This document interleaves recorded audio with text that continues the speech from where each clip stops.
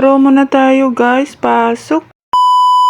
Hello mga ka-diplok-plok, mga ka-friends ko dyan. Kamusta ka mo? So magluto naman kita sang spinach guys. So amo ni ang lunch. Lunch ang akon nga ba na lunch niya or dinner niya. Depende sa iya kung paano niya ni kaunon. So amo ni rice ang iya nga dalon sa trabaho. So, kag may ara ako ginuto dira sulod sang air fryer ang aton nga slice nga baboy. So, gibaliktad lang naton ang baboy. Kag giluto liwat kay hilaw pa sa may piyak sang baboy. So, ara na guys, di ba nakita nyo man. So, ari na ang aton finished product sang aton nga baboy.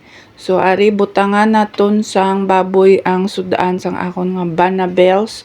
So amo ni ang iya nga dinner, di ba? Amo ni ang dinner sang ako nga palalabs. So ara na siya guys, so butangan na naton siya sang kutsara. Tapos ang iya nga lunch, so kung lunch man ang kaunon niya, amo na iya lunch ang iya nga tinapay. Guys, so kay hindi man siya magkaon sang kanon permi guys. So tinapay lang ginahatag ko sa iya pag lunch niya. So amo niya iya lang la lunch box pag magkanto siya sa trabaho. So may ara ako 3 ka bag para bulos-bulos. Ara, di ba?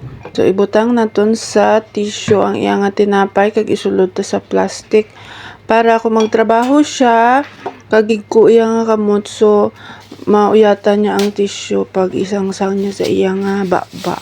Di ba? So amo na ang iya nga lunch guys. So ang breakfast niya makaon niya na siya sa balay sang iya nga breakfast. So breakfast niya is oatmeal mangga kag may ara nga saging.